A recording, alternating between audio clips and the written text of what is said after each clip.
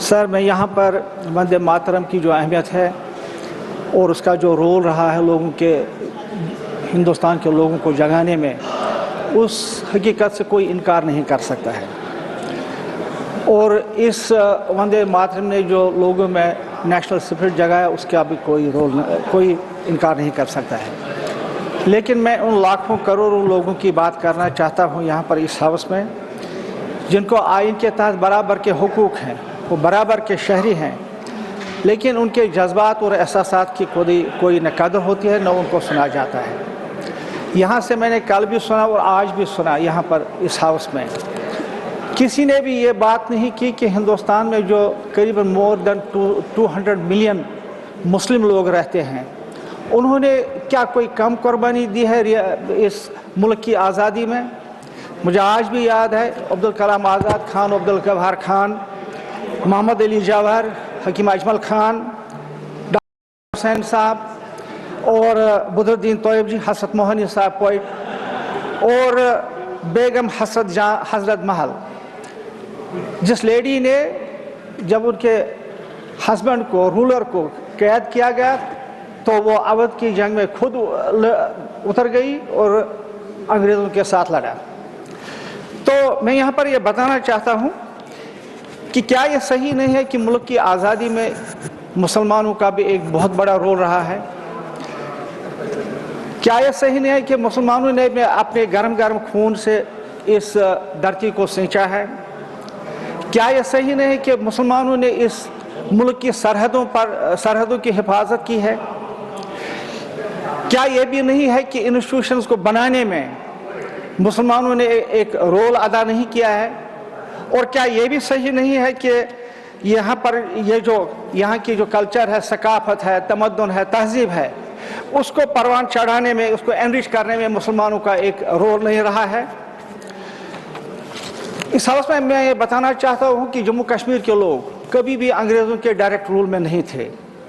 जब हिंदुस्तान के लोग अंग्रेज़ों के खिलाफ लड़ रहे थे, रियासती जम्मू कश्मीर के लोग उस वक़्त एक ऑटोक्रेटिक रूल के खिलाफ शेर कश्मीर शेख मोहम्मद अब्दुल्ला की क़यादत में और नेशनल कॉन्फ्रेंस के हाल वाले झंडे के तले, और उनका एक कौमी गीत था उस वक़्त, लहरा ए कश्मीर के झंडे, हर सू लहरा, हर दम लहरा, हर जगह लहरा।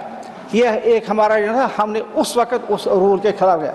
और जब फिर एक्सेशन, जब महाराजा की हुकूमत गई, जाते जाते उन्होंने फिर एक्सेशन किया, और उस वक़्त भी हमें ऑप्शन दिया गया था रियासत जम्मू कश्मीर के लोगों को कि आप मुस्लिम डोमिनेटेड स्टेट हैं, आप पाकिस्तान के साथ जाना चाहते हो या हिंदुस्तान के साथ जाना चाहते हैं। लेकिन उस वक़्त दो कौमी नज़रिया को रियासत जम्मू कश्मीर के लोगों ने ठुकराया और हमारा इल्हाक इंडियन यूनियन के साथ हुआ। और बड़ी तवक्का थी, वो इल्हाक जो हुआ था कई शर्तों पर हुआ था।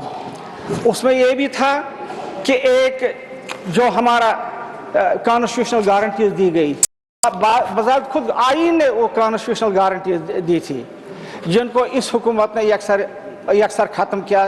कॉन्स्टिट्यूशनल जो हमारी गारंटीज दी गई थी, ना सिर्फ ये 35A को भी ख़त्म किया, और हमारे को इतना ख़त्म किया कि आज वो एक म्यूनिसिपलिटी से भी ज़्यादा उसकी अहमियत नहीं है।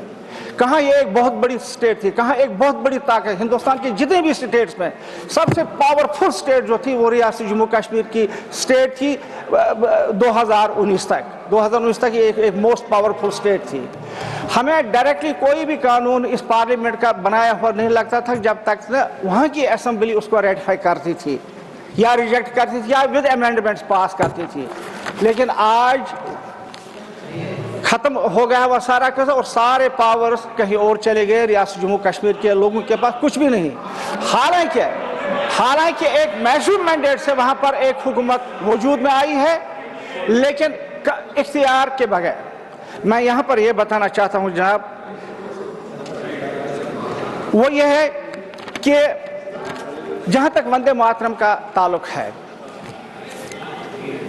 जिस वक्त वंदे मातरम को नेशनल सॉन्ग करार दिया गया, उसी वक्त सारे जहाँ से अच्छा हिंदुस्तान हमारा, उसको भी एक नेशनल स्टेटस दिया गया।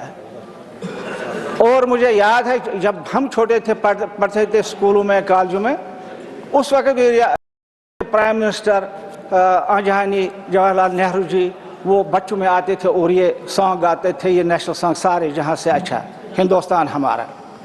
और ये यकसर आज इसकी अहमियत ही ख़त्म की गई, इस नेशनल सॉन्ग की जो ये था, ये सारे जहाँ से अच्छा हिंदुस्तान हमारा। मुझे आज भी वो लफ्ज़ याद आते हैं जब स्पेस में एस्ट्रोनॉट राकेश शर्मा जी गए थे। उस वक्त के प्राइम मिनिस्टर ने जब वो खला में थे उसको कहा कि आप बताओ भारत आपको कैसा लगता है ऊपर से। उसने कहा सारे जहां से अच्छा हिंदुस्तान हमारा। लेकिन आज सब लोग बातें करते हैं, एक तरह ने की, लेकिन जिनको स्टेटस दिया गया था पूरा स्टेटस उसको अक्सर भूल गए हैं। क्योंकि इसीलिए कि एक मुसलमान ने लिखा था, एक मुफक्किर ने लिखा था, एक फलसफी ने लिखा था, अल्लामा मोहम्मद इकबाल, सर मोहम्मद इकबाल ने लिखा था। इस वजह से, और ये उर्दू में है, उर्दू की वजह से और मुसलमान के होने लिखने की वजह से उसको ख़त्म किया गया और हिस्ट्री में ही निकाला गया। जनाब वाला मैं यहाँ पर बताना चाहता हूँ, मेडन स्पीच मैं यहाँ पर बताना चाहता हूँ, मैं यहाँ पर ये बताना चाहता हूँ सर,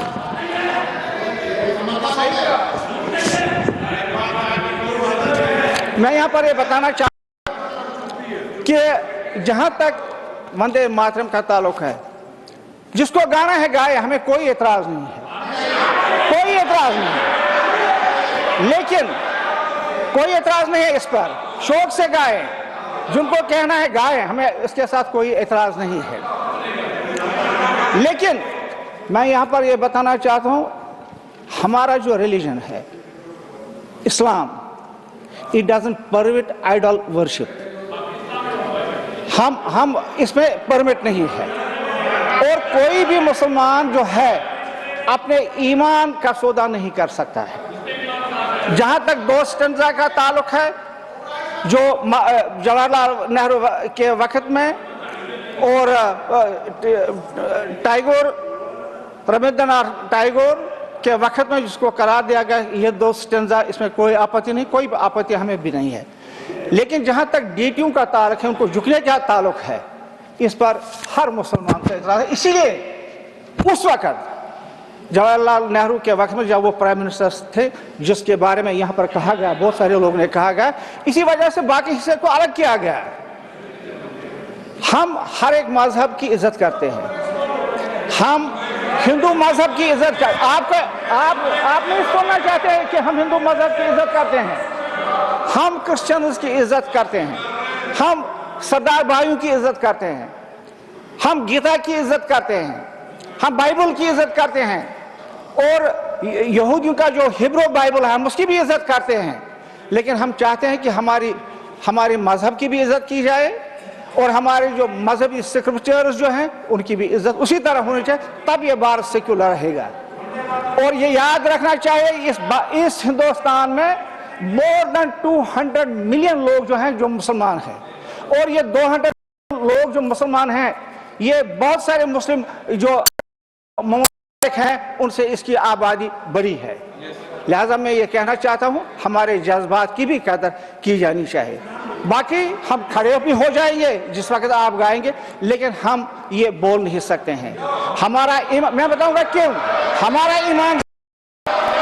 ईमान जो है वो सिर्फ एक अल्लाह है, और इस्लाम में एक ही चीज़ है जिससे हम मुसलमान कहलाए जाते हैं, वो है ला इलाहा इल्लल्लाह मोहम्मद रसूलुल्लाह। खुदा एक है और मोहम्मद उसका रसूल है। लेकिन एक मुसलमान को यह भी इजाजत नहीं है कि वो अपने प्रॉफिट के सामने झुके, नहीं झुक सकते हैं प्रॉफिट के। हमारा झुकना जो, हमारा प्रोस्ट्रेट होना जो है वो सिर्फ एक अल्लाह के पास, और किसी के सामने हम झुक नहीं सकते हैं।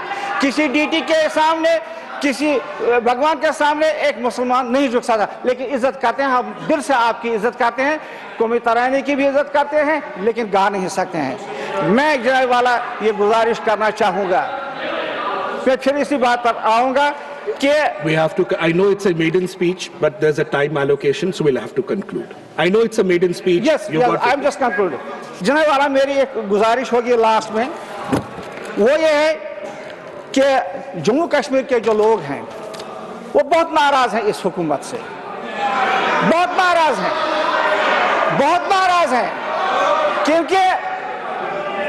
کیونکہ ایک تو اسپیشل اسٹیٹس ہمارا گیا، وہ تو الگ بات ہے، لیکن ہمارے اسٹیٹ کو بھی انہوں نے ختم کیا، اور ایک آدمی باوجود اس کے کہ لوگوں نے میسو مینڈیٹ ایک سرکار کو دے دیا، 60 MLAs out of 90 is not a joke، اور آج تک ریاست جموں کشمیر کی ہسٹری میں اتنا تعداد کسی بھی سرکار کو نہیں ملا ہے